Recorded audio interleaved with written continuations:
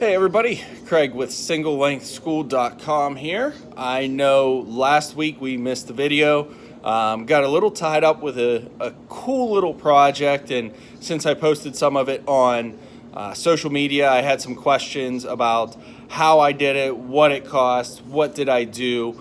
So this week's video, as much as I want to do some tips, and I love doing the tips, A, it's a little wet outside, and B, I wanted to give you guys a little insight into the project that I did so that you guys understand that it's very possible to do it at home. It's not as expensive as you think, and it will give you a ton of practice time at home as opposed to getting to the course, finding time to hit the range, things like that. So for those of you who don't know what I did last week, I built a putting green in my backyard.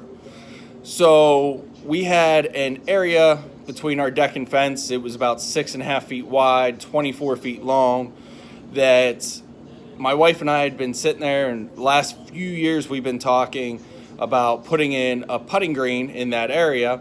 It was just a matter of how much would it cost, how much time would it take, and is it worth it in the end?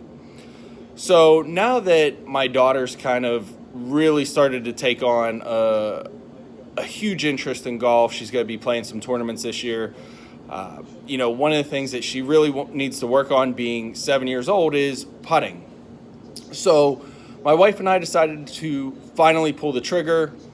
How much was it going to cost? How much time? So I figured time-wise it was going to take me, maybe 2.5, 3 days. And cost-wise, we were trying to keep it around $300. Now, I know some of you guys are probably hearing $300 and saying, it's impossible. Well, it's not. We actually did it. We came in at like $302 total. Everything was bought at our local Home Depot. We were able to get all the supplies we need, and I was able to get all the work done that I needed to get done in actually about 8 total hours. So one of the things that we started with was the area we were working with was not completely level, and we had grass, and we put in artificial. So first step I did was I took a normal garden rototiller, went through, dug up all that dirt, removed a lot of the clumps of grass. Then once I had it all tilled up, took a metal garden rake, leveled it out, and then just took a little hand tamper, almost looks like a shovel but has a 8x8 square head on it.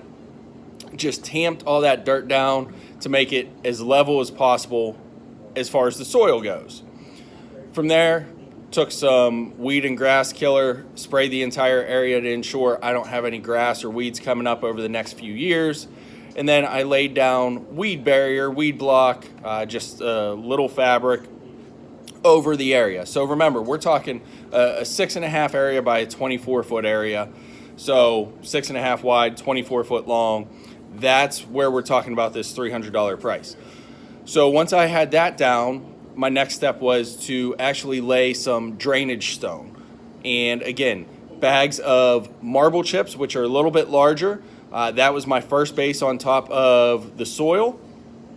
I tamped that down, leveled that out, tamped that down, and then followed that up with some pea gravel, something a little bit smaller that's a little bit more compact when I put it all together.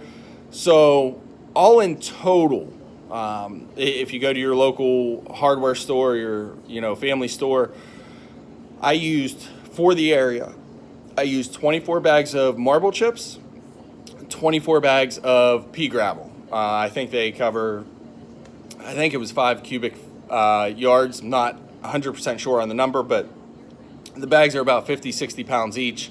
So there was a lot of hauling with the stone, but that's what we needed to do to get proper drainage so we can use the putting green all year long.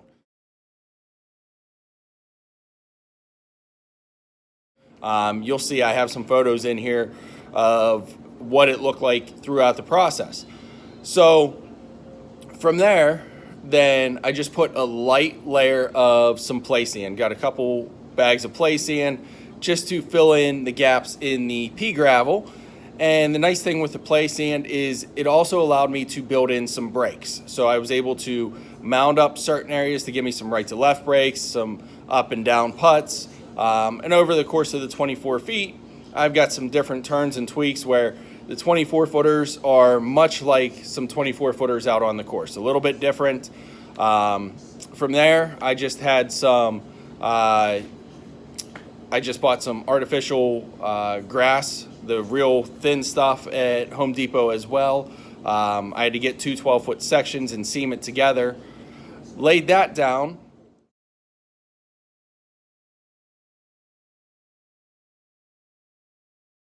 And then from there, I just went out, got another 2 bags of play sand, and put it down on top of the carpet.